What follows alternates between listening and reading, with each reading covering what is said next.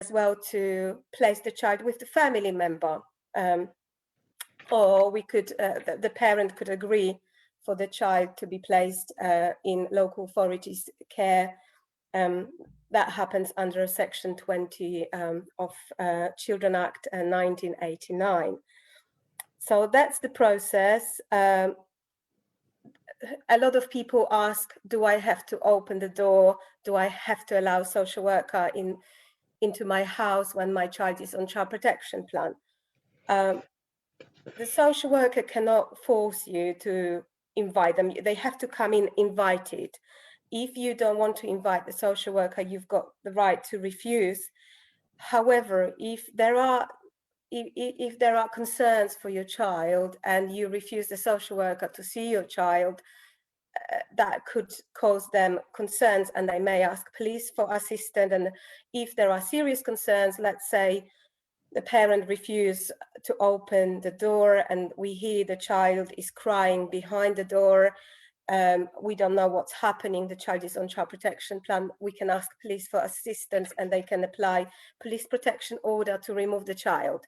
So you don't have to open, but the social worker has got no right to come into your house uninvited, but we may seek assistance from the police depending how serious the issues are.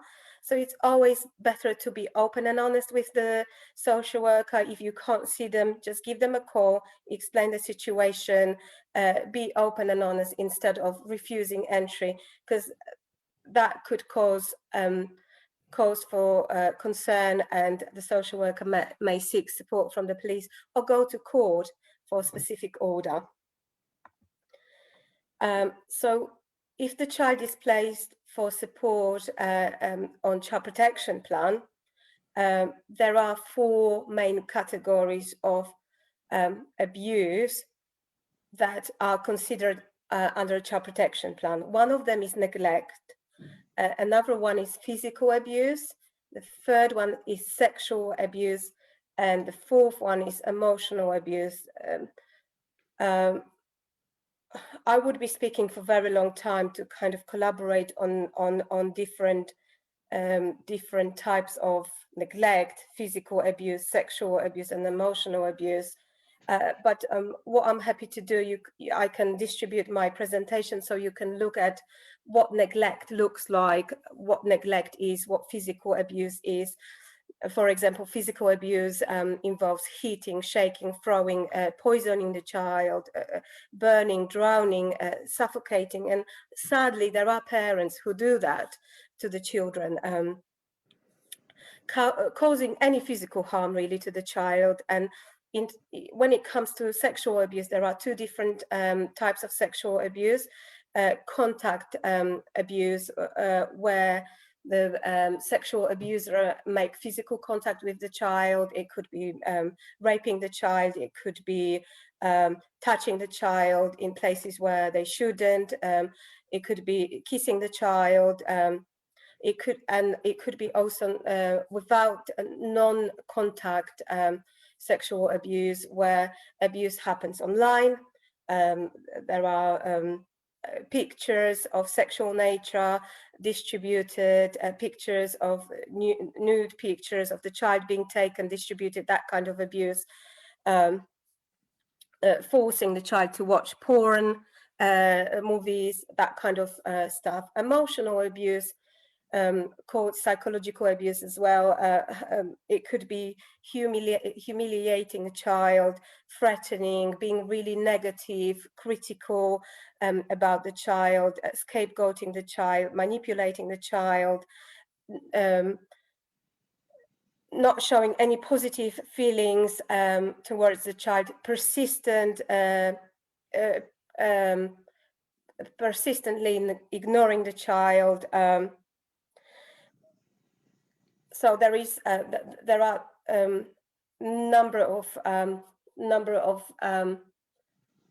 symptoms you can see in children when they are being abused, when they are being neglected, when they're being physically abused. You could see bruises, you could see marks on the body. When they're being neglected, you could be seeing lack of motivation to learn, lack of concentration, sexual abuse. The children can be withdrawn. You could see some bruises. You could see some marks. You could see some distress in children. Emotional abuse. The child may be not confident, looking very distressed, having difficulties building relationships at school. But that would be a topic for another presentation, I guess.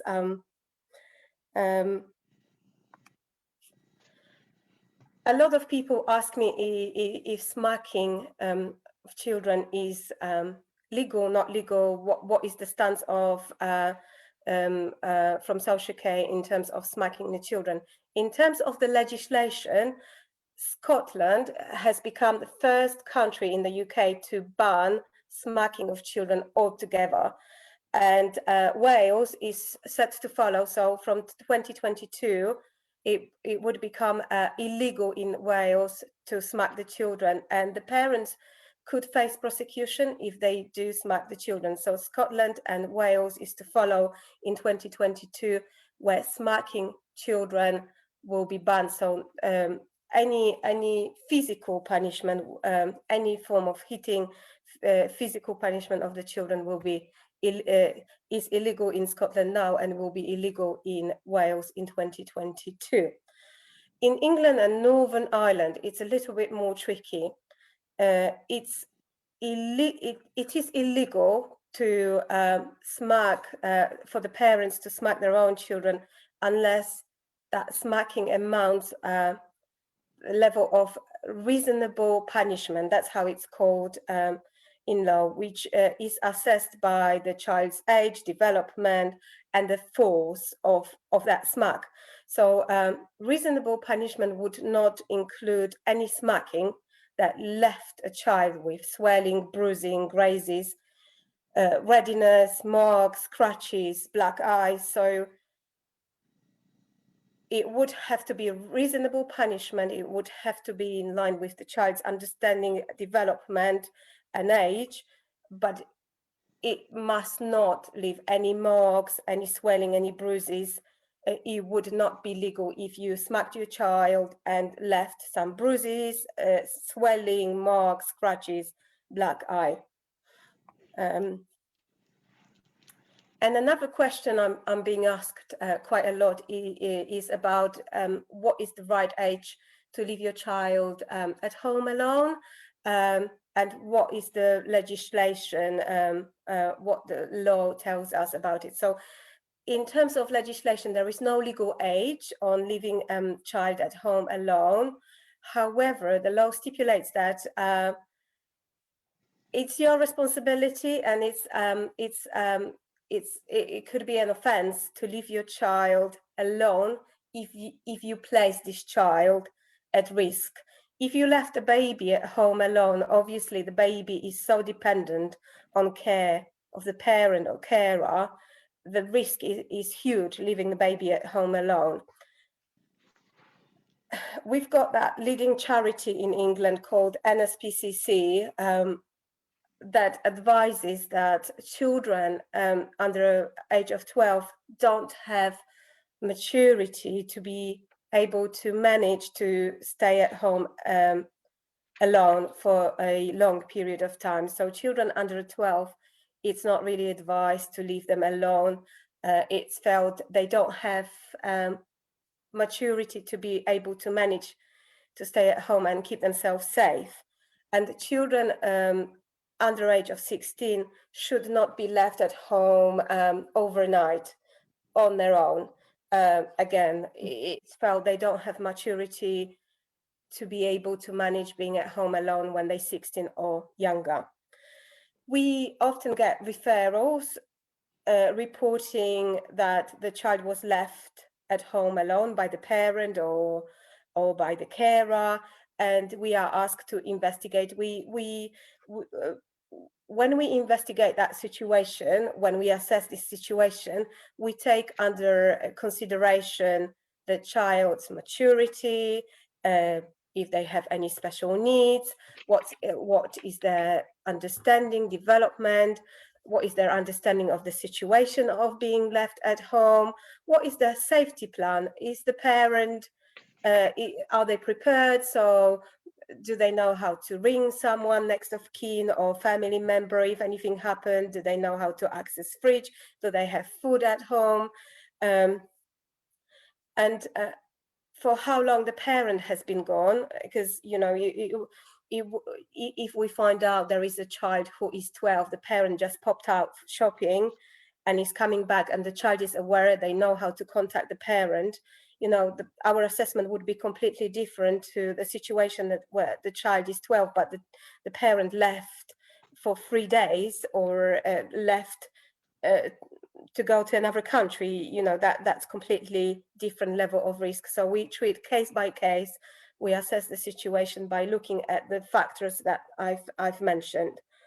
So this is it in terms of my presentation.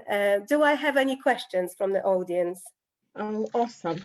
Thank you. We will ask you questions when we come through to the panel discussions, but you have really, really filled in all the gaps. Thank you so much for enlightening us on the duties of the local authorities. It is sometimes people are not clear who has responsibility for what and what the law says on certain things, and the actual issues you have picked to address are quite the prominent questions or pertinent questions that people tend to ask. It's about living, how old is the child that can live home alone? How old should they be? How young can they be? But also the question around um, around chastisement, and it's what is the weight and the I don't know, maybe we're old school now, but the phrase we used to use was the force with which you hit a child. And those are questions we get asked all the time. So I'm really grateful, or we're grateful that you have addressed those. You have actually gone around and also done a lot of, or spoken a lot about what um, the lady who was going to come in first, Rungano, was going to talk about. Rungano was going to talk about introduction to children and young people as well, but also specifically on abuse and significant harm. So you've actually covered quite a lot of ground. Thank you for doing that. She has Rungano's going to be in our panel discussions with us now. So thank you so much. No problem, with pleasure. Thank you. I don't know how to discontinue. Oh, I can see. Do I need to press anything to discontinue presenting my my slides? Kemi, yeah. You just need to, yeah, you just need to stop share. Yeah. Stop. Is there a button to say stop share somewhere? Can you see it? I can't. Oh yeah, I can see it. Okay. Yeah. All right. That's it. Brilliant. From here. Thank you. You. That was really very informative. Thank you so much. With pleasure. We're going to move on now to listen to Mr. Stephen Akinsanya. He's going to be speaking, he's a criminal defense barrister, and he's going to be speaking on parental pressures and young people's exposure to criminal and antisocial behavior. This should be very interesting. I'm so excited. Please feel free to, can he share, Kemi? Okay, can you share that, please? Okay. Wait. Okay, so whilst my PowerPoint presentation's been uploaded, just some introductory remarks. When we talk about parenting pressure and exploitation, I'm going to be speaking about it from the perspective of the criminal law and my involvement in it and my experiences. when we talk about parental pressure, certainly one thing I'm aware of when I first meet parents, essentially, is that they are under a lot of financial pressure, often working very long hours, not always able to stay abreast of what is happening with their young people in terms of their development at school, education, their social circles, what's happening on social media. And really, if you take your eye off any of this, the important thing to know is that any child can be subject to some form of manipulation or exploitation. So I wanted to focus on really that particular aspect as it relates to one area of the criminal law where this is really prevalent and is something of major concern to a lot of people, including, you know, the judiciary, the lawyers that work in the field, but obviously the parents and relatives of young people. Many of you will be aware of young people who go missing for periods of time. Sometimes it flashes up on our own social media where a particular young person cannot be found. And people are wondering, where has that young person got to? And often in a lot of the cases that I deal with, a lot of these young people find themselves ending up in what we call county lines drug dealing, where they have been literally manipulated and exploited to become involved in this activity by drug dealers. So I wanted to start the presentation based on that, criminal exploitation and county lines. And for people who don't know what county lines is, it's the term given where illegal drugs are transported from one area to another. And what we're finding now is that usually this is now happening outside London. So a lot of our children who are growing up in central London or the London suburbs are finding themselves down in places like Kent, Dover, Basingstoke, Reading, all across the country. Some young people are way out of their normal comfort zone, and often it's because they're involved in drug dealing. Usually the children who are being exploited are just that, children, vulnerable people who are coerced into it by gangs through exploitation and abuse. Many of these children are as young as 12 or even 11 years old. And the reason why they do this, the dealers, is because it's easier to target vulnerable children and even adults, often with mental health or addiction problems, to act as the drug runners or move cash so that they can stay under the radar of law enforcement themselves. So another term which you might not be familiar with is cuckooing. And often young people are moved to a drugs house which has been taken over by the gang, often belonging to someone who is equally vulnerable, usually someone who's addicted to drugs, and they effectively take over that address so that they can deal the drugs from there. If we can have the next slide, please. Thank you. So county lines, the risks. These are some of the hard facts which I regularly share to groups, regularly share to parents and young people, trying to avoid them coming into contact with the criminal justice system. Of course, if you're involved in county lines, there are serious risks, and that can be physical, emotional. You have the criminalization of young people, because often the courts sometimes cannot differentiate between someone's willing involvement and someone who's been manipulated and coerced into it. And often young people unnecessarily get a criminal record for being involved in the supply of Class A drugs. They're also not aware at the time of taking these risks that there is sexual and financial abuse and physical violence, and I'll talk about that shortly. And then, of course, the exploitation themselves of themselves, which they're not even aware of at the time because of their own immaturity. So as I've mentioned already, children as young as 11. At the last time of looking at this, there were 4,013 individual recruited by gangs in London. There are more than 2,000 drug deal lines in the UK. They use different, what they call burner phones to do the drug dealing, often having more than one handset, which is easily disposable, moving SIMs between phones. And then, of course, there's the money. This is why they do it, because sometimes the profits are in excess of 800,000 a year.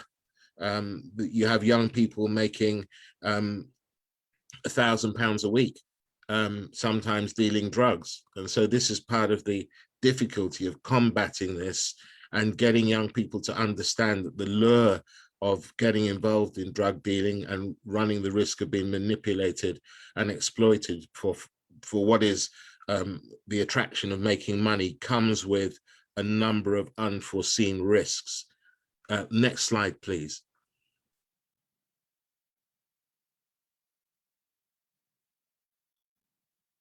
So what does that exploitation look like? Well, financial exploitation, the gangs are very, very clever in the way that they exploit young people. They will often, and I've seen this happen, get young people to open up bank accounts, new bank accounts, or use their existing accounts to launder money. So if you're a young person who has a bank account, all of a sudden, if you're checking their account or asking to see a bank statement, or you may even be called by the bank, sometimes the bank will be aware of a significant large sum of money going into a young person's account, and they're very curious as to what's been happening, where that money has come from.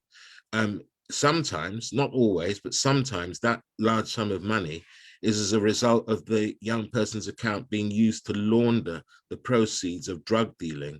So you have to keep an eye on that. That's the kind of financial exploitation, one aspect of it that I'm talking about. If you hear terms such as squares or deets in your young person's mobile phone chat, sometimes that's talking about cash cards or the details for bank accounts. So just be alive to that when you ask to see your child's mobile telephone or look at their social media. You have sexual exploitation. Sometimes young people are made to become involved in sexual activity with gang members for the gang's monetary gain. They're sometimes used to actually exploit or extort money from other gangs, so that the young person is used in that way. Sometimes they are lured to taking drugs, usually Class B drugs to start with, and sometimes the more harmful Class A drugs. And then they find themselves in debt to the dealer. And of course, the only way they can work that drug debt off is through sexual exploitation, either directly with the dealer, or sometimes they're farmed out, to use a very crude word, to others in order to pay off that debt. And this is young males and females. And so this is one aspect of the sexual exploitation that we see in county line drug dealing. Next slide, please. So again, children becoming dependent on drugs by the gang. Often they start off offering them the softer drug, Class B cannabis, to pay off drug debts. You have children being groomed into romantic relationships with gang members, leading to the exploitation, particularly with a lot of young women, where the gang members fool them by telling them that they love them or that they are serious about them. Meanwhile, they have a number of sexual partners, but they use these young people by enticing them into what they believe is a romantic relationship, only to get them ready, primed and ready for grooming and then exploitation. And as I've alluded to already, children are being forced to transport drugs up and down the country. And sometimes they are made to ingest the drugs with the obvious potential of life-threatening consequences by ingesting Class A drugs. And more crudely, sometimes young people are forced to hide drugs in their private areas in order to move drugs around. That relates to both young men and young women. I don't need to elaborate precisely what that means. But yes, that is another feature of the exploitation. Next slide, please. yes, young people, I think I've mentioned this again, young people being trafficked to different locations or simply going missing from home for days, staying in drugs houses or budget hotels. There's been a spate of young people turning up at some of these budget hotels at different parts of the country, being put there by the drug dealers in order to load them up with the drugs to then go and sell on the street, or provide the drugs to the local dealer, who will then use his foot soldiers to sell the drugs. So another thing to be aware of, where our young people go missing from home for days unexplained, or they don't provide an explanation for where they've been. This could be a telltale sign for being involved in drug dealing in the county lines sphere of offending. Next slide, please. So how are the children groomed?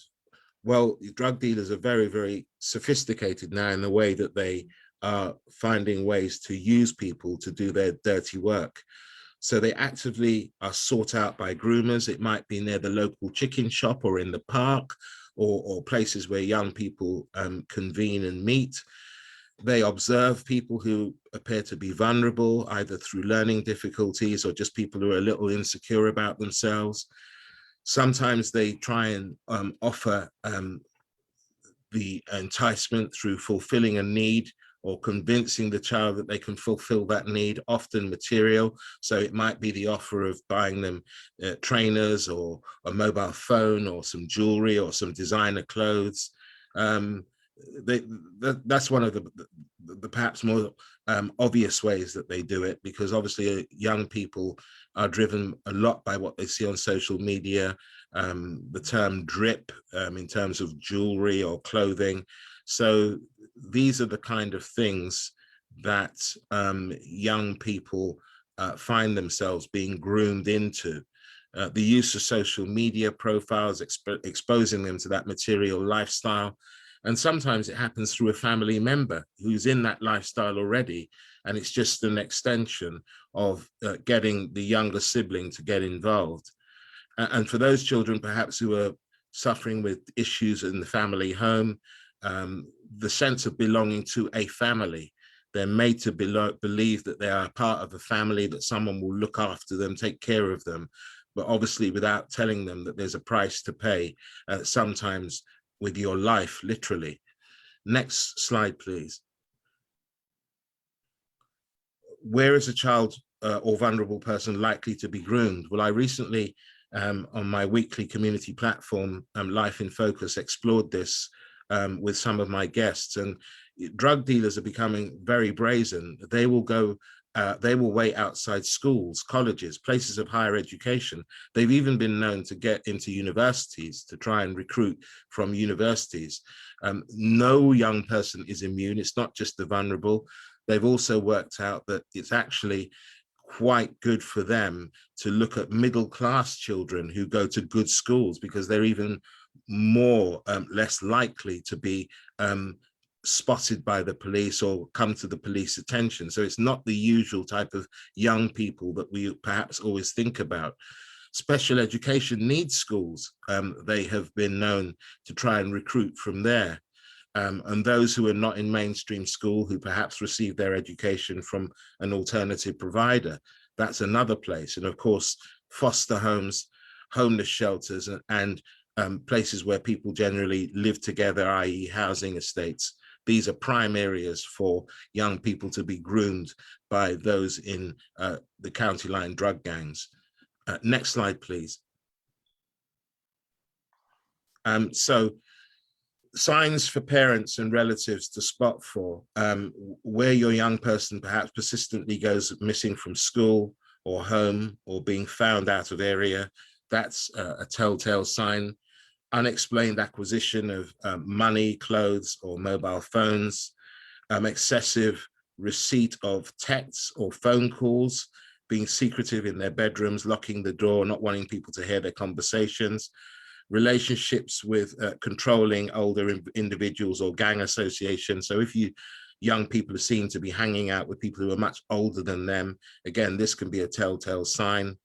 Leaving home or without any explanation, or wherever you're in, if you're in care, just leaving without explaining where you're going, another telltale sign.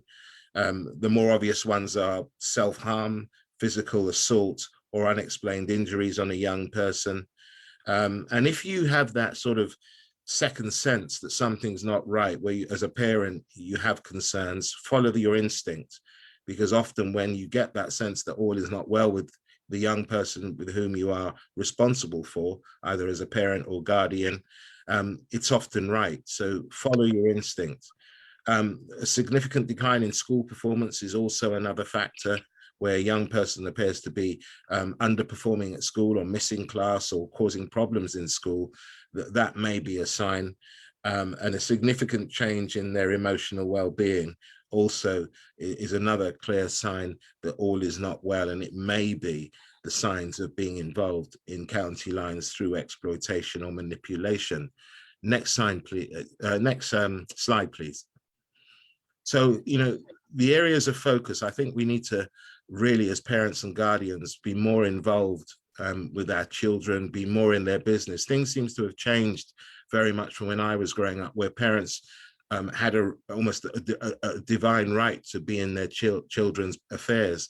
But now we've become a lot more liberal, and I think sometimes to our detriment, where we feel we can't question our children as to what they're involved in, who their friends are, what they're up to in their bedrooms, what kind of conversations they're having. So as parents and guardians, we need to be more involved in their business, having honest and uncomfortable conversations.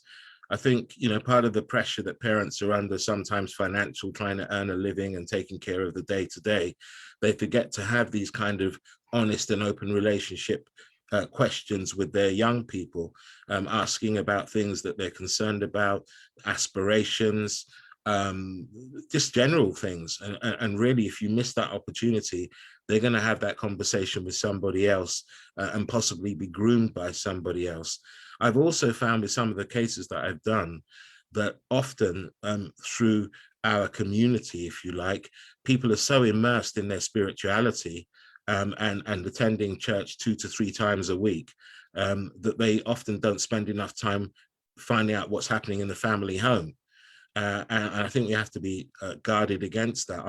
I've had to counsel at least 2 pastors' children who have been involved in the periphery of criminal activity, because the parents been more involved in what's happening in church, neglecting what is happening with their own child. And I think we need to watch that.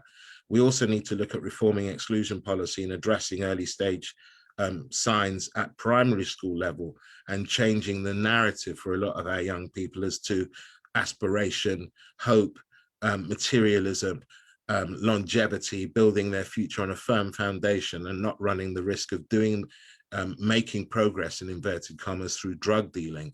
Next slide, please. Practical steps. Well, legal professional workshops, the kind of work that I do, going out to educate young people and their parents about the implications and the ramifications for being involved in criminal offending.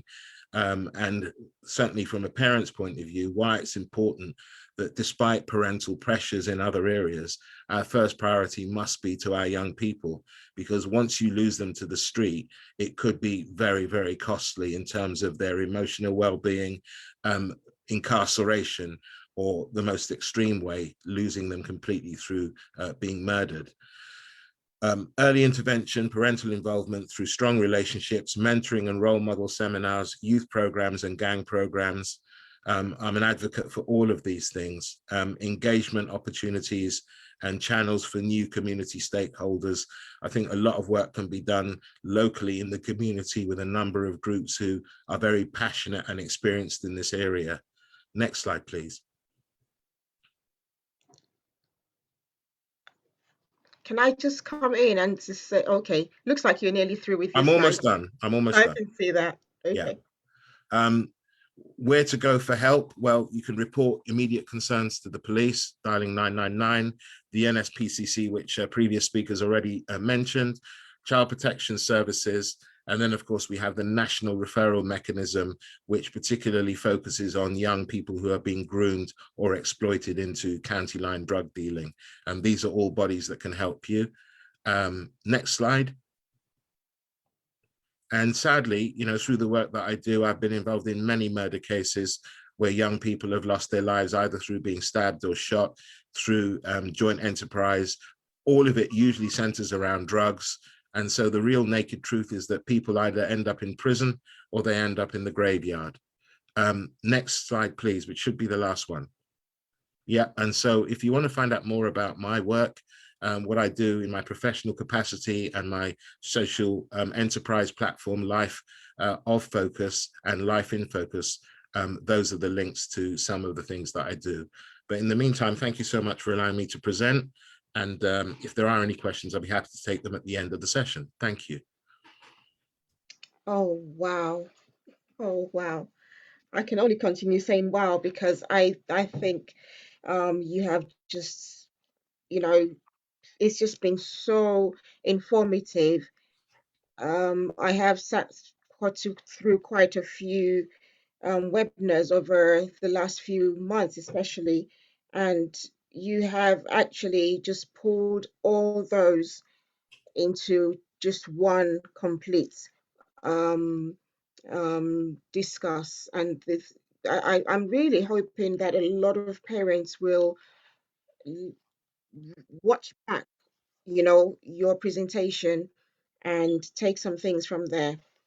You use some words that you know, if you don't listen, as you said, spend time with your teenagers, you might miss these things, or you hear them and you do not know what they mean, especially when you said with deeds. And those are details, isn't it? And squares, meaning your credit cards or the cards that are being used. So this is, I am going to watch back your presentation because there is quite a lot to take from it.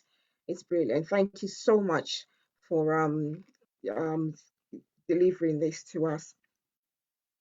Kemi, I think we are going now into our panel discussions. Am I right? You're quite correct.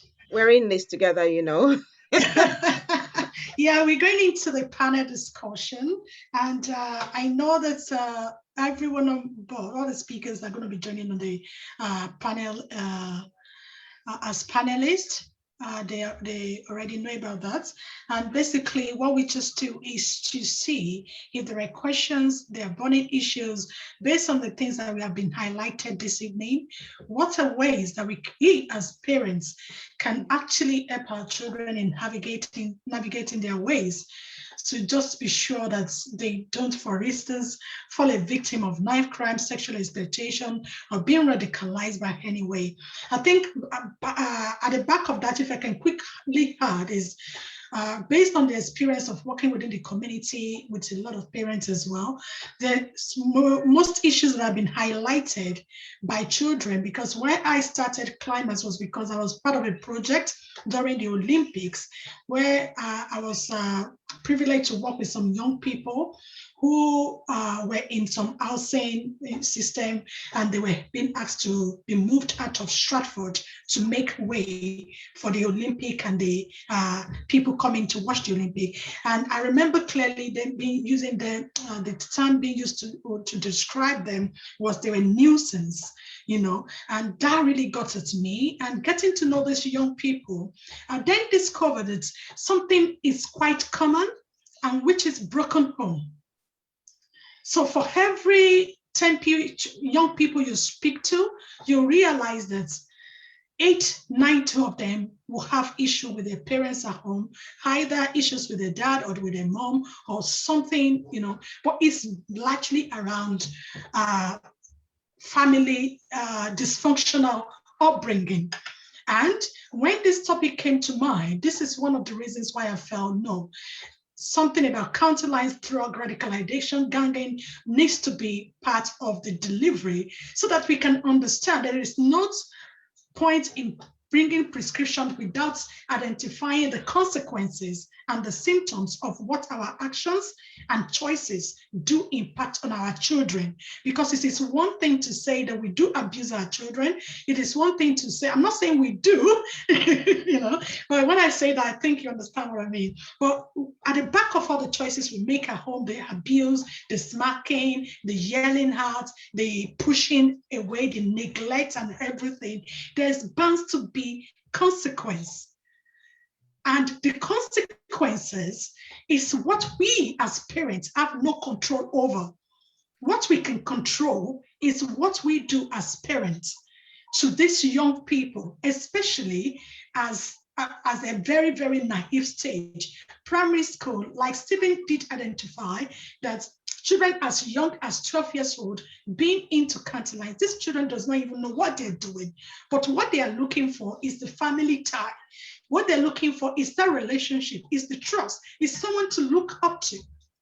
So which means at the back of what we do and what we not do is children responding. But how do they respond? What is the consequence? These are things that I think we can shed a bit of light to this evening and see if we can reflect on ourselves, and if our listeners as well, and people who are going to be watching this video later, can perhaps reflect on their own parenting style and think of a possible solution of ways of helping the young people to be a better young person within the community and to better off themselves. Because until then, we can't really have peace as a community. We cannot change the narrative. And this is what is, but I always believe that every change has to be, begins with us as the initiator, which is the parent. So how can we parents better support our children through effective management of our safeguarding attitude or what have you? So over to you. Okay. You've said it all. You've put it all in a nutshell. But do we have any questions from everyone around what Kemi has said or what Stephen has said? Oh, please. Or Sylvia as well. Do we have any questions for this panel?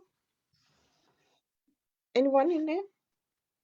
In the chats? Can people unmute themselves and ask their questions, Kemi? Oh, yes, they're free to. I'm not automatically muting anyone. So if you need have any question or you want to introduce a thought, you can. Somebody has got to break the ice. Please don't be shy. That's it. And Don't just be bring it shy, to light, please. and then it doesn't have to be a question. If you have a thought in this regards on what we are discussing this evening, please bring it on and let's discuss about it. So good evening, everyone. Can I just chip in a little bit, just to chip in? Yeah. I think I came in a bit late, but I was lucky enough to pick up from Sylvia and to hear the whole lot of Stephen's presentation. So my name is Oluseyi. Let me just introduce, I am a school nurse, so I work with children, young people, and their families. So when you talk about safeguarding, when you talk about every single thing that I've had today, I'm aware of it, and I know exactly what they're talking about. So, and in respect to what Kevin just said now, I want to say it's a good thing that, what you're doing. This is a good, one of the steps forward into kind of getting to our community, because I think most community within UK, parents are not getting it right because some of the parents, they don't understand the system. And when you don't understand the system, it's going to be difficult for you to manage it. And like Stephen have said, a lot of us came here to make ends meet. A lot of us came here to make our lives better. And in respect to that, we lose focus that in a family, I think the most important thing is your family, and your family is your children, especially with mothers. And I keep saying that to most of the families that I meet. Although it's so difficult that when you're doing this job that we are doing, and I'm sure Sylvia and Stephen can actually, conclude with me that it's so difficult for you to kind of advise parents when you are sitting on the conference, you're sitting on a table and you're hearing everything that is happening, and you're looking at it that, look, whatever has gotten you to this stage is something that you could have managed if you understand the system, if you understand how to do it. So I would say that with what Kemi just said, we have to begin with the parenting, because most of it is the parenting style. You cannot bring your culture into UK and want to use that as a tool in managing your children. It's not going to work in here, even though we know that it's how we were brought up. But then the system that you are living in, the community you are living in, doesn't accept that. And in the case that it doesn't accept it, then you have to find a way around how you can better manage your children, that they will not give you stress, how you can better manage your children, that they will not give you, extra miles of social worker community or family, social worker, doing this. I mean, before I started this job, I think social workers, they just snap your children from you. They just snatch your children from you. They just pick your children from you. But to be honest with you, nobody asks children any question. And I can categorically tell you that because this job, I've been doing it since 2010, and I know exactly what I'm saying. The children will tell you exactly how they feel, exactly what is going on with them. So nobody is asking questions. They will tell you. So, but if parents can come together, especially my culture, because I am from the same culture with Kemi, if we can start getting our parenting style better, understand our parenting style that is not working, and the best way this can work is for us to do this, do that, and come to this kind of gathering and listen to experts to actually explain to you how better you can train your children. You necessarily doesn't have to train your children with smacking. We've heard from Sylvia that said in UK you can smack a child, but don't put a mark on the children. I think I was on a case one day where I was on a conference, and the family that came on that conference, I mean, for confidentiality, I'm not mentioning name, they were from my culture, but I knew exactly what was going on. And I had to kind of chip in because I need to tell the chair that, look, this is what has happened. I cannot shy away from that. It's unfortunate, but that is how it is. So when we understand the system, then we will know that culture cannot play a better impact in our lives, rather than we have to kind of manage the system and do it according. If you know you're struggling with your parenting style or your parenting, there are a lot of parenting classes that you can attend, and they will support you. That will give you a better insight. This idea of working. When you work, at the end of the day, you find out that your child is on the street. Tell me, what kind of peace do you want to have? If you just, you come back from work and you heard that, oh, your child has been stabbed or this has happened to your child, I don't think any parent will love that. But, charity, they say, begins at home. I think it's a foundation that Kemi is setting. And I know a lot of people that are doing it, and I give them kudos. So if we continue to do this, maybe we still have to bring people that know about parenting style, so that they can come up and teach us how to parent our children. And that's the little I'm going to contribute. Maybe later I can chip in a bit. Yeah, thank you so much. Yeah, thank you so much. I think that was a huge insight provided. The parenting style thing is quite a significant one. I don't want to take over the sharing of the panel discussion. Well, the key thing that has been highlighted there is the fact that we cannot separate, majority of us parents, especially because in the last 7 years, I have particularly been working very, very closely with parents within the community who, by virtue of whatever is going on, they are having some difficulties in the home. There's barriers regarding communication, there's barriers regarding, and Stephen has rightly highlighted, you see, this finance thing is a huge thing. And the fact that some parent does not even know they are doing this thing, that is the thing. It's one thing to know, it's another thing not to know, because what you don't know, how are you going to change? Yemi, I'm going to pass back to you because I know there's a lot of people raising up their hands, and I don't want to rob people the opportunity to actually hear their view on this matter. Okay. One of the things that Oluseyi picked on, sorry if I pronounced that wrongly, was the issue around knowledge fine, and knowing what the system. Is that right? Was that right? She is fine, yeah. She is fine, thank you. Thank you for that. It's the knowledge of the system. And it continues to be a big issue because well, we all know what the phrase is: when you're in Rome, behave like a Roman. And when you're in, so when you have left your home country and you're in another person's, domain in their country, I believe it is right to try to understand the laws of that environment in which you're in. If you don't do that, you tend to fall into the pitfalls, the pits that a lot of parents fall into. And that is the fact that a lot of parents fall short of safeguarding and then child protection. And when you have come into that circle, it's quite unfortunate because it's medicine after the fact. So um do we have anyone's hands up? Because we need to enlighten ourselves as parents more about what the laws around children, around safeguarding and child protection as well, which is what Sylvia said, because safeguarding is everyone's business, but the work of child protection belongs to the authorities.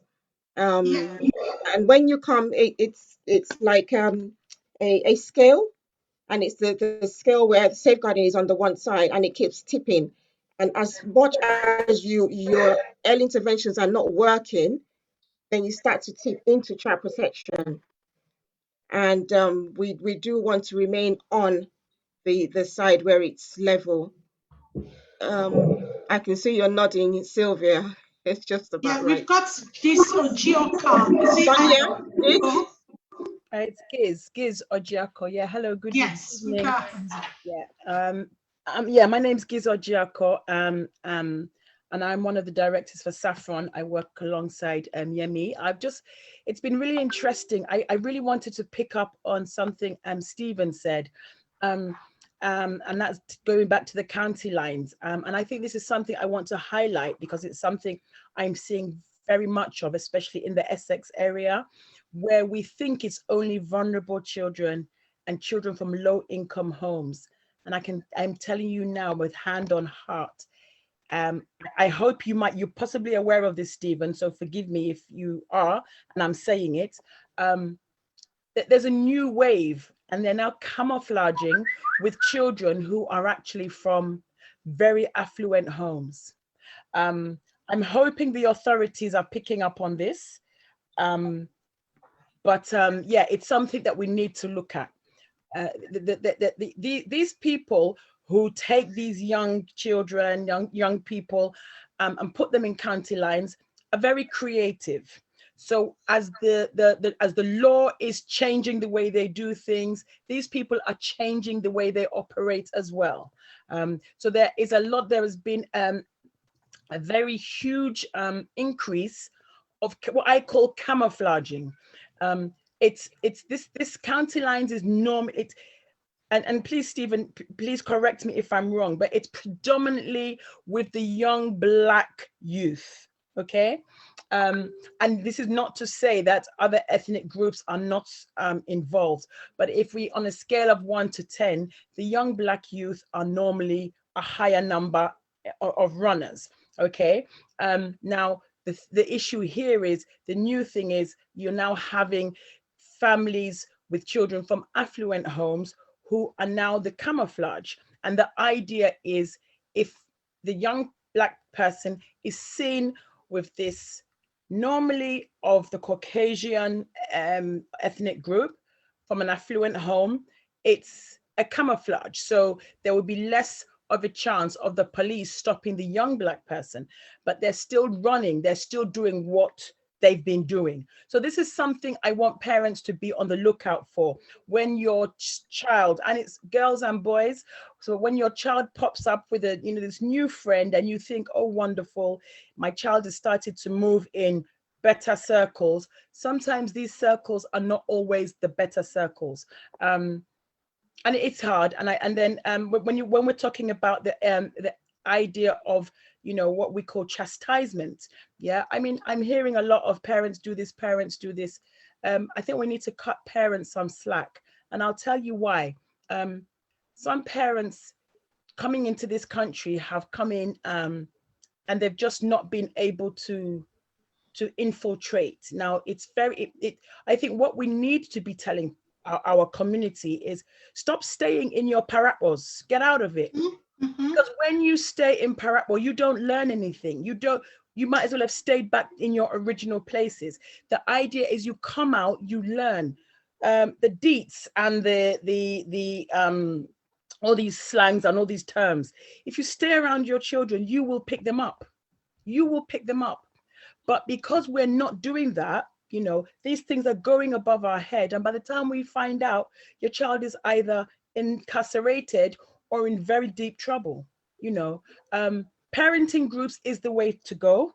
But I think we need to do it in such a way that it's not pointing fingers at the parents, but rather bringing them in under the umbrella to support them, because it's hard. It's very, very hard. But yeah, thank you so much. And that was an amazing insight, Stephen.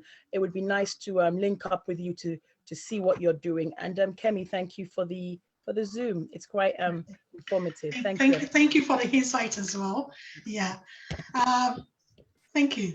Kemi, I should say, you know, if anyone wants to know more about this particular aspect of county lines, just go on the LCBN TV website, where I've done a show about this, and I talk about not just the usual suspects, if you like, who are used, but the smartness, as Giz says, about the gangs now targeting kids in private schools. Because if you think about it, a young kid in a private school who may be white, traveling off circuit to a different part of the country, is going to be far less suspicious than a young black kid who turns up in some rural part of Kent. That's usually how these boys get arrested. And I dealt with so many drug county line cases. In fact, I've got about 3 on the go now, and they all involve black people, young black people from Southeast London, all the way out in parts of Hampshire, Berkshire, and that's how they get detected. Stephen, while you're there, can I ask, in your experience and your profession, and this goes to Rugano and Silvia as well, based on the people you have dealt with, I mean, families that are having issues, what do you think is particularly making counter-line crime, you know, all this, you know, secrecy with young people attractive to them? Is there something that is just an in thing within the, you know, I mean, just within the group, or is something that is more particular with the home or the parenting style or the lack of knowledge? Because we can't really be crucified, you know. I just want to be like an advocate for young people now, crucified for what we don't know. It's a combination of a number of things. Obviously, we live in a very material society now, and a lot of young people are driven by wanting to have these things very, very quickly at any cost. And so the chance to make quick money is an attraction. But also you have the issue of young people not connecting with their families for whatever reason, because if you're not spending time with them and understanding their hopes, their fears, their concerns, their aspirations, and you're just not spending time with them, then of course they're going to seek the comfort of those who will spend time with them, but obviously in the wrong way. So, you know, there's no one thing, but it's a combination of things. And, you know, I really think that certainly parents of young people, and when we talk about the community, understanding your child, understanding the language that they use. I mean, I've had to be re-educated even with my children as to the language that they use when they talk to their friends. So I know what they're talking about. And they're coming from, you know, a pretty good home, but I recognize that even growing up in this surrounding, they're not immune. So I have to be on it all the time.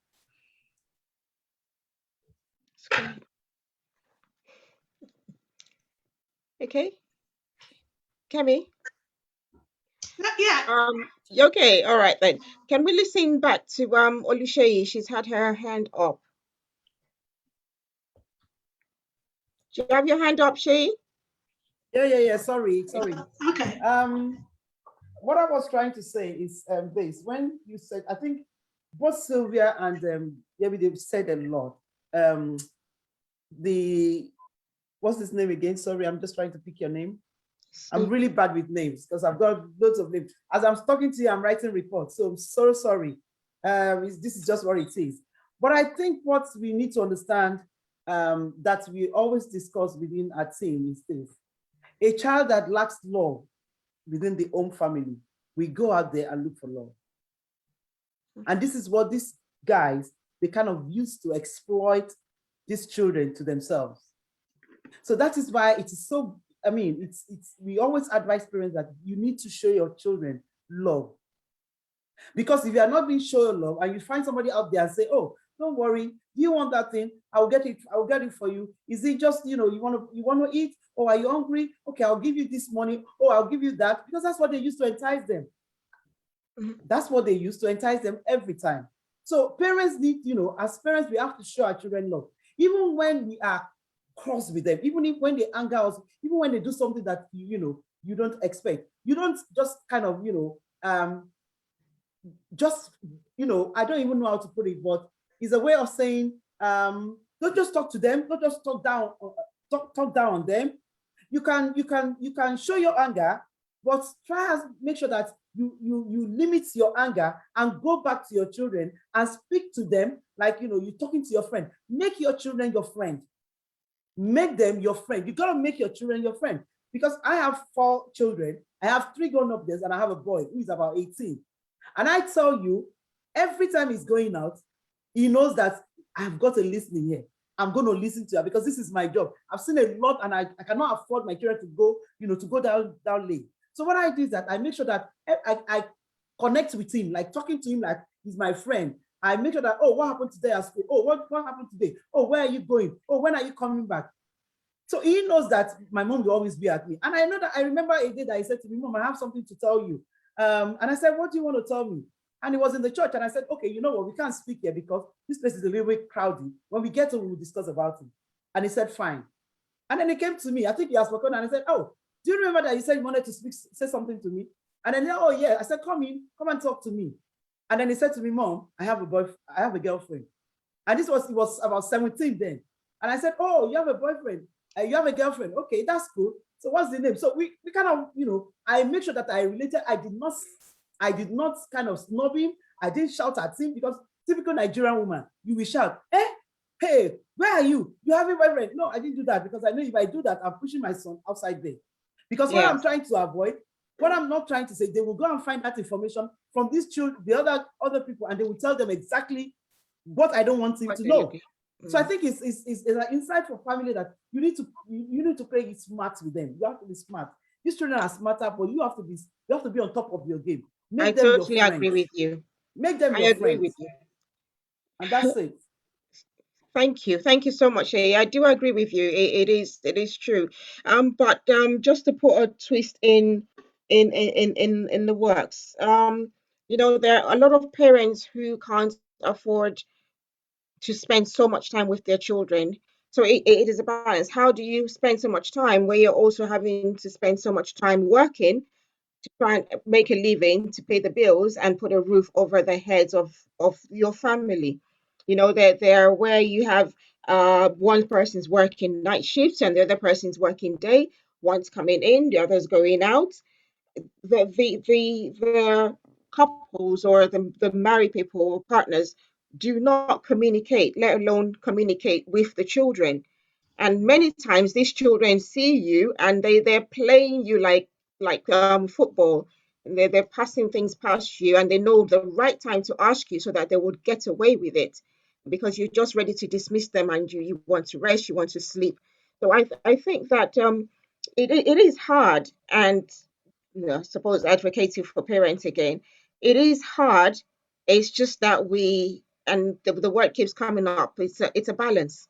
We need to look for a balance and make maybe sometimes just create that time in between our rushing out, coming back in, trying to pay the bills, dedicate a little time for family time, maybe once in a week, twice a week, something like that, to just sit down and take that time out with our children. Sonia, you're welcome. I've seen your hands been up for a bit. Please unmute yourself and let's hear your thoughts. Sonia Jenkins? Kemi, can you ask her to unmute, please? Or okay. All right. While we try to get Sonia's, oh, there she is. Yeah, sorry, my internet is not working that great tonight. So Right. apologies for that. Just like to introduce myself. I'm Sonia Jenkins. I'm fostering team manager at Southend Borough Council. And I have come to talk about fostering, but I would like to, as a mum of 4 children, 2 boys, 2 girls, just in terms of safeguarding, I've been a practitioner for 25 years now. And one of the best bits of advice I could give you in terms of your children is to pay attention. You know, exactly what Stephen said, you know, it's the biggest, part of parenting for our Black children. Pay attention and know what they're doing and where they are. And I know that's easy to say, but I wouldn't say it's easy if I haven't done it myself. And I have been a working mum all through my career. And one of the things I've had to do is pay attention. So, you know, as a child protection social worker, I was out all hours. My partner was at home and we were interchanging, just like you were saying, Yemi. And we had to prioritize the children to make sure we knew where they were and what they were doing. So that would be the biggest, kind of educate yourself, you know, as Stephen said quite, wisely, and know where your children are and communicate. So keep those lines of communication open. Those are the 3 things I can tell you. And just a shameless plug for fostering. You know, I came today because, you know, it's amazing to be invited to a Black forum, and we have a shortage of Black foster carers, and I'm sure this is not just Southend. This is a national issue. Our Black children obviously are overrepresented in the care system. Gladly in Southend that is not the case, but we still have a shortage of foster carers who can add value and bring, you know, all this culture and representation that these young Black children need to be able to go out and be, you know, responsible adults when they leave care. So if any of you are interested in fostering, whether you're single, you already have families, as long as you have a spare room and a place in your heart, you can ring up and inquire. We need all types of families, all types of carers. Just ring up and have a conversation, and I will leave my details in the chat if anybody wants to contact me to talk about fostering further. But there's a lot of misapprehension about Black people being foster carers, and I know some amazing foster carers. In my career, I've seen many Black foster carers that have really nurtured Black children, but also, you know, white children. But specifically, I'm here today because of wanting to recruit more Black carers in Southend. So thank you for giving me that. Thank you, Sonia. I'm definitely going to be in touch. Leave your details for others. Yes, I will. Thank you very much. I know how to find you. Thank you very much. I will put it in the chat. Thank you very much. And if you've got any questions about, you know, fostering, I'm happy to answer. Thank you. Okay. Do we hear from you, Giz, before we then go next to our next speaker, who is Peace Ngozi Raji? Can you just get ready, get your slides ready, and we'll come to you after we listen to you. We've only just got a few comments and questions from in the chat. I'm not sure we'll be able to go through all of them, but I'll just quickly run through. Say some parents are aware and they turn a blind eye due to what the kids bring in. You know, parents getting some dividend from their child labor, so to say, and that's from Giz. Stephen said, be in their business, even if it makes you unpopular. It will be tough to start, but then they will normally accept that they are accountable to you. Eating together on Sunday, that's a tip there. we actually do that. Right? Yeah, from my experience, Rugano said, it is always important as parents to be on the same page and work together to improve on your parenting styles. Stephen, again, that is the time to all speak and share. It sounds simple, but it may be the one time when you can all be together and relax. I think that's about the Sunday dinner. If you cannot spend a lot of time with your child, ensure the time you have with your child is a quality time, making your child heard, visible, appreciated, important part of the family. Listen and observe if there are any changes in their behavior and presentation. And that is from Sylvia. Sonia, yes. So I guess that's about what I found there. And yes, I don't know if I missed anything. I start for a question. It says, sorry about this. What measure will you recommend to address these concerns? So if we can just address that and we move on. Thank you. Okay, what concerns? Who do you want to speak? What measures will you recommend to address this? I mean, everything we've been saying all over, what can a parent do? I think that's my interpretation of the question, and it's from Solis. Okay. So your question is, what measures will you recommend to address? And anybody can take that up very, very quickly in 2 minutes. Can I come in there, please, Yem? Yeah. I would like to say, you see, as we're all on here now, we're all practitioners. Some have been doing this for 25 years. I find that we go to many of these Zooms, many of these forums, everybody goes away and nothing happens. The only way we need to come together as professionals. We need to come together as people of the same community. Now, Saffron, our organization, we cater, unashamedly, we cater for the Black African Caribbean community. And the reason being, I think it was a lady from Southend. I'm so sorry, I forgot your name. But you've talked about the struggles you're having with getting Black families to foster. Okay, I think we're 19 of us on this Zoom today.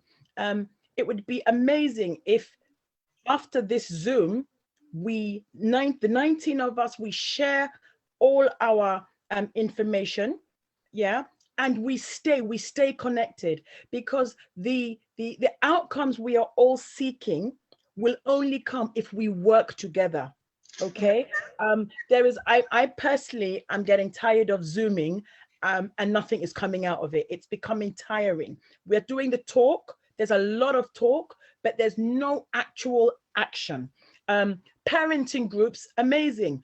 But are these parents coming away better than when they walked through your doors? These are the questions. So if we're having parenting groups, we run a parenting group in Gillingham every Saturday. If there is oversubscription, let us share. What I'm tired of seeing is, this is not the Oscars, we're not hugging it.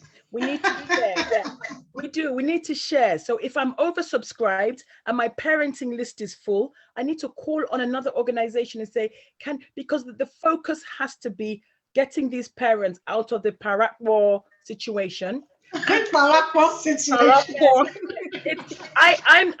I'm very proud Nigerian, but I'm also somebody who has so integrated that when I'm on the street, I'm like a road woman. I understand the language. I've had to force myself because I have teenage boys. Okay, so I'm saying to parents, please, and I'm saying to us as professionals, let's work together. Don't keep inviting me for Zooms if after the Zoom you don't link to do anything. Yeah, so that's what I'm saying. So for the person who is asking, how can we do? This is the first step. Collaboration and partnerships are awesome. Some of the organizations, I will not mention names, are doing very well, but unfortunately they are not infiltrating our community. So this is why we're having the problems. We understand our community because we live in the community. We are from the community. So we need to fix the community, but we can only do this if we work together. So I will drop my details in the chat. Please feel free, call me anytime, 24/7. I don't sleep. I'm on a mission here to make sure that, you know, we have a reduction in the representation of our children in the system. Yeah. Okay. Thank you. Thank you.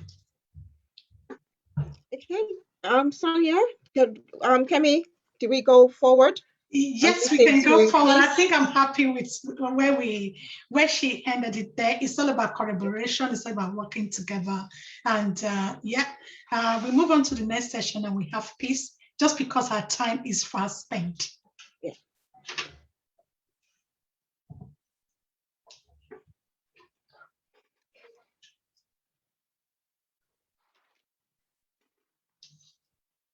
I think I will move. Hi, I've unmuted myself. Hi, everyone. Peace Raji here. I mean, this has been very, very informative, very educational, really. And you're really, really about what you've just, your last point. And actually, that just brings me nicely to my presentation, really.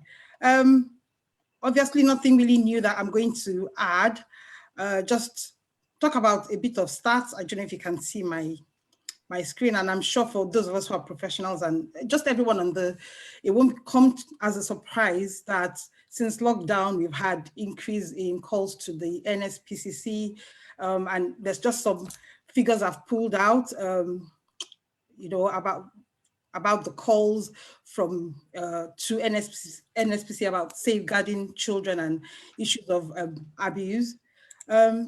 And some of the issues highlighted from these calls are things around children having reduced access to support networks, resulting abuse has increased because of increase in domestic violence during lockdown. Children find it harder to speak out, it's more difficult to live due to lockdown, increase in drinking, mental health issues, then impact on the family, all sorts of fears and anxiety, just people worrying about other family members. And one of the stats says the calls comes from neighbors to delivery drivers and just people all around in the community. We've touched on it as well. Some of the reasons why we have, we said about like if you've come from another country and you're here, and some of the things where we talked about, I think it was you, Giz, who talked about, coming with the culture and thinking that we will use whatever it is we learned as children or whatever culture we're coming with to bring up our kids here. That doesn't really work, and you talk about integration. And I tell my friends, and people who know me will tell you, I call myself a joiner. And I do it not because I want to be a social butterfly, but because of the kids ultimately, so that I can learn, how to support them in better ways. Taking again from your point, you talked about, what's the point of all of us sitting down and listening to Zoom sessions? And this is where Climax comes in. For this area, also, Climax is national, but for this area also, we are, Climax, myself, we're here to support people. We are here to give information, advice, signposting, mentorship, parenting, whatever it is that people need. We are actually planning further down as lockdown lifts to have a networking event in Southend, which all of you will be invited to, and hope you guys will come. You're very, very right. We need to embed these things that we are talking about. We need to be able to practice them. We need to be able to, not just as professionals, but, cater to, African communities, because that's what we're all about, isn't it?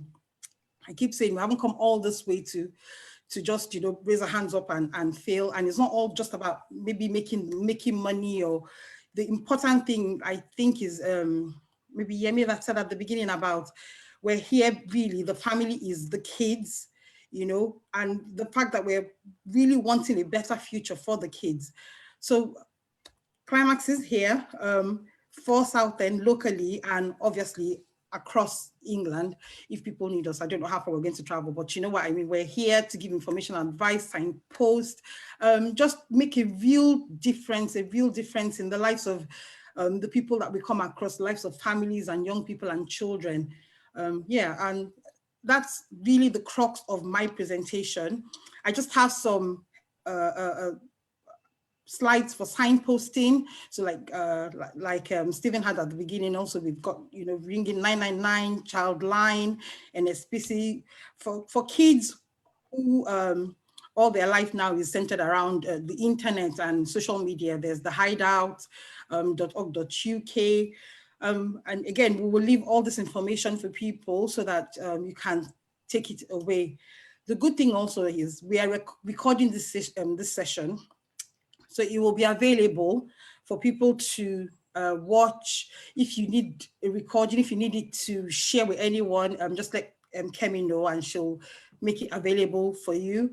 That's really the big crux of my presentation, because obviously we've had Sylvia, we've had David, we've had you, Yemi, we've had all the experts speaking. I'm a mental health social worker, so I think the children's social workers and Stephen are the experts in this particular field. If it was mental health, I'd be jumping up. But I mean, mental health has to do with this, but really we're focusing on children and just making sure we have better outcomes for them. So that's it really. Thank you very much for listening to me going on. And yeah, back to you, Yemi and Kemi. Thank you. Go on, Kemi. Thank you. Okay, thank you so much. I think we are just, what's the time? We're doing very well with time. We just have about 10 minutes to our targeted time of finishing 9. And I want to say thank you so much. There's so many things we have been able to address tonight. And I'm going to be watching the video back just so that, sometimes when we're talking, we don't really grasp certain things. So I'll be watching back, and if need be, hoping to get some feedback from yourselves as well regarding tonight and how we can better improve our future workshops and seminars.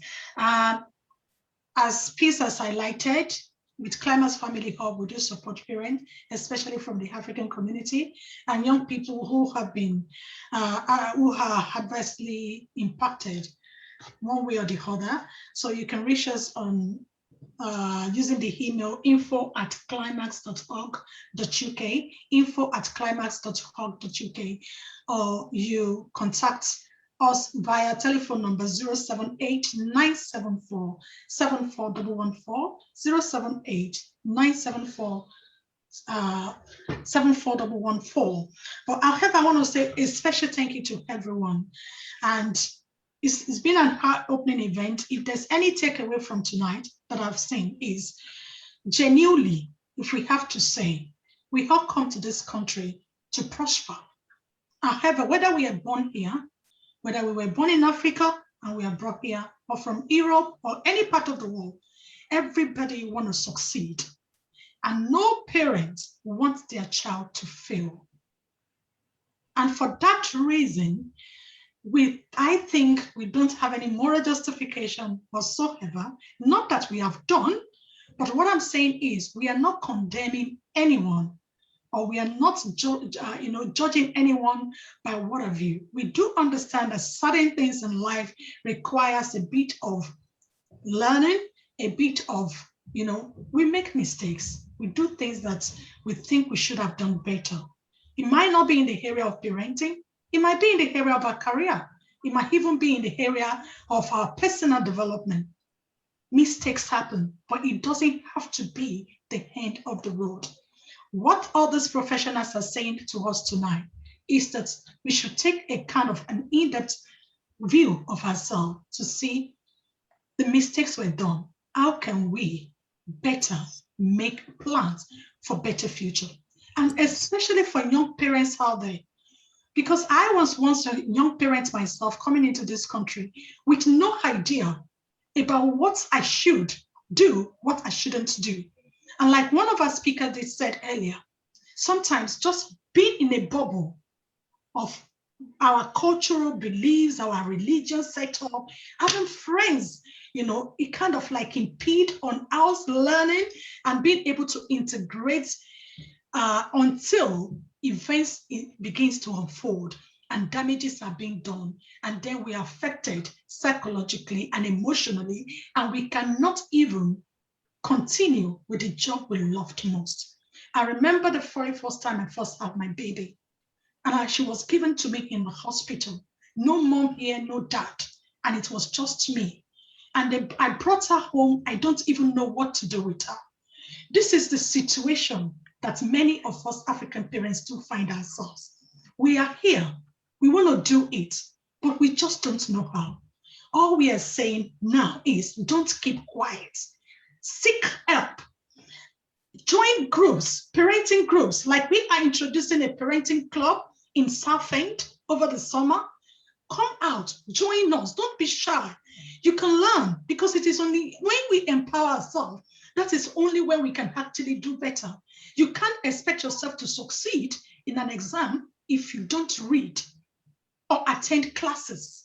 And this is exactly what we are saying, that our children can turn out better. They can maximize their potential. You see, those dreams you see when you first had your child as a little girl or boy in the hospital, when people are congratulating you, you can actually help them achieve those dreams. All you need is to brave up, understand that you don't know the know-how. We don't have our grandparents here. We don't have the extended family to help us to navigate the course, but we do have friends within the community, such as Saffron, such as Climax, such as Mind Matters. It doesn't have to be one. Find the one that is comfortable for you to join. What matters is that you are getting the right information, the right resources to raise a child that you can be proud of as a product, not just of you, but of a community. Because in my language, it is said, Omo buruku tiye nikoni. But when Omo is good, it becomes the child of the whole community. What I'm saying is, if you raise a bad child, that child belongs to you and you alone. But if you raise a good child, everybody will want to identify with that child. Even the people that are not related to you, they will claim blood relation just because they have seen a good fruit coming out of you. So this what is coming out to you. If as you have heard everything, don't feel dejected. Don't feel it's the end of the road.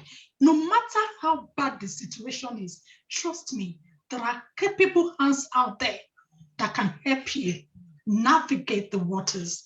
And like Giti said earlier, it is not about folding our hands.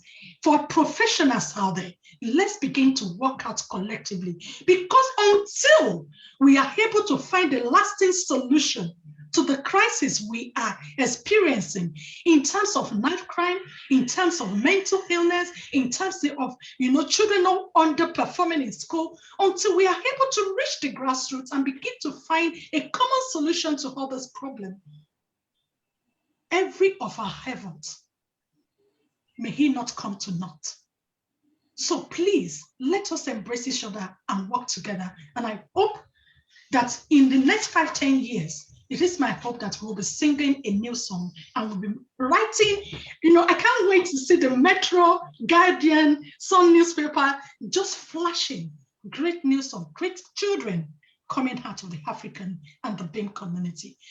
For everyone who has contributed tonight, again, I said very much thank you. I don't want to talk too much about time, but thank you so much. I'm happy to have you anytime. I'm going to be staying back for the next 5 minutes for a bit of networking. If you want to join me, just stay in. But if not, I want to say thank you so much. And feel free to contact us after this event. God bless. Thank you. Thank you. Thank you, Kemi. Thank you. Stephen is still here. Sonia, Rogano, Sylvia, thank you so much. I'm going to be touching base with all of you. Oluseyi and Tiho, thank you so much. Thank you for joining us. Giz, I'm going to be getting in touch with you as well. And so is Sonia. Thank you so very much. I really appreciate your time. I hope you enjoy a very glamorous evening. Glamorous. Thank Yeah. you. I'm looking forward to pizza. Bye, everyone. Thank you. Bye. For joining us, Oyewale. Thank you. Thank you. Bye. Oh, and you Bye. know, I'm gonna be calling you after anyway. I'm saying huge thank you for your time. I appreciate Thank it. you for having me. And please, if you can send us your feedback, that would be awesome. Sylvia, Sylvia. thank you. Take care, Rungano. guys. Bye, Sylvia. Thank Nice you so meeting much. you. Sonia, yes, I will be in touch with the fostering thing. And it would be Thank you so nice much if you for have more yeah. information to share. Thank you so much for having me. And I do, you know, I really do want to try to find out, you know, what is stopping, you know, our Black carers from applying for fostering, because I'm telling you, we need more Black people. We need more Black families. And, you know, the families that we have give such positive accounts of, you know, the work they do with our Black children. And we've got a project called the BAME and Proud Project, which is working on Black hair and skin at the minute. You know, and not just for Southend Council, but external. We've got like about 500 people now on board that's helping us with different projects. So, you know, I'm going to share that with you as well when I'm going to email you, so I can send you got my number, and I've got your number as well. It'd be nice to have. Yeah, thank you. It's really good. I'm quite interested in knowing more as well. No, it's really good to hear you like discussing this, because it's a big issue, and I think it's bigger than, you know, it's quite stressful as well. I know for families that, you know, come into contact with social services, it's very stressful. And I'm not just saying that because I'm a social worker, but I do have children as well. So I understand, you know, the stress it causes. But also it's important for people to know that there is support out there, like Sylvia's team, amazing, you know, staff that work with our young people. So we also need to tap into what's already in the system that's helpful before it gets to that social services threshold. There is stuff that's early help that families can access, you know. So I mean, it's really be nice. I think what we can do also is to organize a way of raising awareness on issues like this, because you never know how far we can go. I appreciate your time on here. No, that's fine. I'm happy to come and really glad to be invited. I just snuck in because Sylvia told me. She's like, oh my God, I'm going to this forum. I was like, who are they? Tell me now. So I'm glad that you guys, you know, are quite local. So you'll see more of us. No, definitely, I'll be happy to. There's so much, honestly, there's so much going on, and you know, it's our Black kids that are saying to us, we need more, you know, we need more carers that understand about our hair and skin, you know, and that's it's sad to hear, but we do need to listen to them as well. So yeah, thank you so much for inviting me. I appreciate it. You're very welcome. You're very welcome. Yes. Take care. Thank you. Yeah. Have a good evening, everyone. Bye. Yeah. Enjoy your evening. You too. Thank you. Bye. Bye. Thank you so very much. Bye. I feel so excited right now. Mission accomplished. Yes. Well done. Congratulations. Auntie, thank you so much. Well done to us. And yes. Any feedback? Anything? Yeah, I think it went brilliantly, and I'm glad that you actually also came in. That's why I passed it back on to you, because I think that you had quite a bit to say. So I had to put my head to your going and get you speaking. Once you get speaking, that's it. You're off. No, but it was a brilliant. I need to be able to turn the fire down somehow. But yes, it's all right. Thank you so much. But yes. Anyway, yeah, I just wanted to say my son was here, hanging in with us. That's him over your there. son. Oh yeah, Wale or Waru. He's right there. Okay. Oh, thank you so much for that. It's awesome, you know, when you can see children supporting parents. And, yes. It's really sweet. Thank you so much. He comes on our Wednesday programs as well. So because a lot of times he's able to bring in the millennials. But it would have been nice to hear his voice. It was quiet, true. But yes, thank you so much for your time. I'm sure the next time you're on, we'll get him to come and shed some light. Definitely. Thanks, Wells. Okay. Thank you so much. Thank you so much. Yeah, thank you so much. Shioma Onyeko. Did I get it right? Okay. Shioma, that's her name. Are you there? Okay. S. Mustafa, are you there? Just wanted to be sure that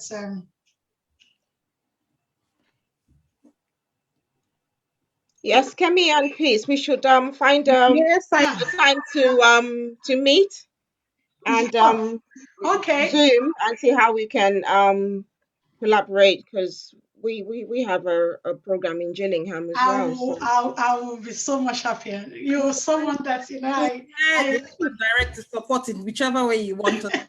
now we tend to, I need to learn and eat from your buffet, you know. So yeah, so anytime. face open, drop my jaw. Oh wait, I'm listening to you, and I'm really, the last time you were on our Zoom, it was really good to hear from you, to hear all you had to say was just go boom boom boom. You should have been there, Pete. She was firing on all cylinders. No, once she gets going, it's hard to rein her in. I don't know. But this is me though. When I'm just communicating normally, I'm shy and whatever. But when I'm on a platform, I just I don't know. I don't know. Once you start talking and the passion gets in there, then you say what you've got to say. Yeah. Well done. So, Congratulations. but I do agree, Auntie, we need to collaborate and we do something.